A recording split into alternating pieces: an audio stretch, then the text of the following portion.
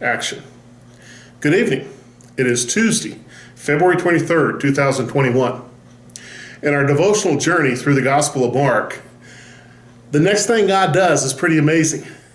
And he helps three of his closest disciples have affirmation and confirmation that Jesus is the real deal and is to be believed. In Mark chapter 9, verses 2 through 13, and I'm reading from the New Living Translation, second edition, we read of an event commonly called the Transfiguration. 6 days later, Jesus took Peter, James, and John and led them up a high mountain to be alone. As the men watched, Jesus' appearance was transformed, and his clothes became dazzling white, far whiter than any earthly bleach could make them.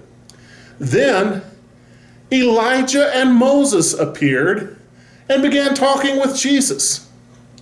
Peter exclaimed, "Rabbi, it's wonderful for us to be here. Let us make 3 shelters as memorials, one for you, one for Moses, and one for Elijah." He said this because he really didn't know what else to say, for they were all terrified.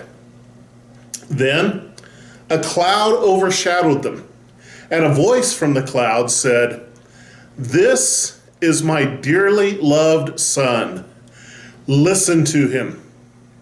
Suddenly, when they looked around, Moses and Elijah were gone, and they saw only Jesus with them.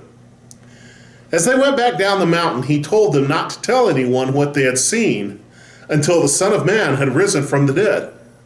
So they kept it to themselves, but they often asked each other what he meant by rising from the dead.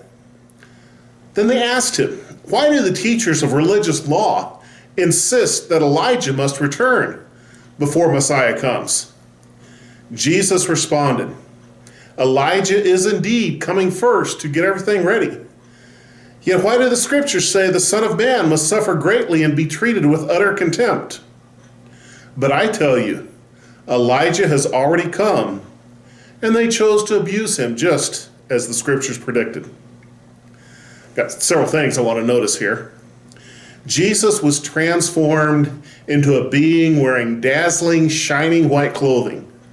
Cleanliness, purity, and wholesomeness radiated from him. Then 2 others appeared. Something about the 2 others made them instantly recognizable. They immediately knew them to be Moses and Elijah. Out of all of the people that had existed in the world, they instantly knew who these 2 were. I don't think it's because they're wearing big name tags. Something about our eternal bodies will make us instantly recognizable in heaven. I find that comforting because I'm afraid some folks are going to look at me in heaven and say, "What's he doing here?" At least it will not be mistaken identity. Then, in a scene reminiscent of his baptism, there was a voice from heaven saying, "This is my dearly loved son. Listen to him." So many folks want God just to speak to them straight from the heavens. He actually does here to the 3 disciples. Now, Peter does say something without merit, but it's just kind of quickly and routinely ignored. Maybe that's a lesson for us when someone in our life says something without merit. Maybe we ought to just ignore it too. They had to come back down from the mountain. It's hard to live on the mountaintop. We have to come back down to the valleys and the plains where we live.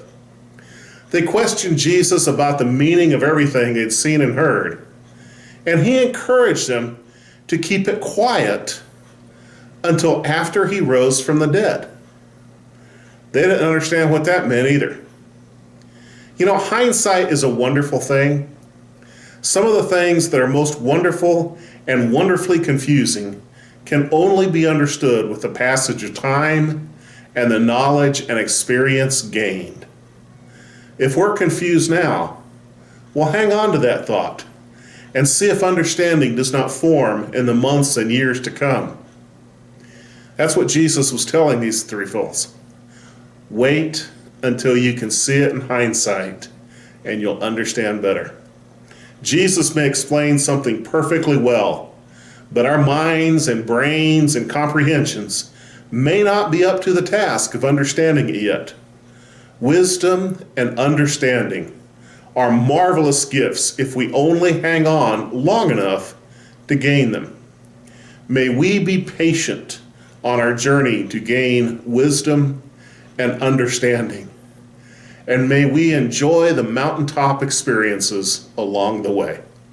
God bless you.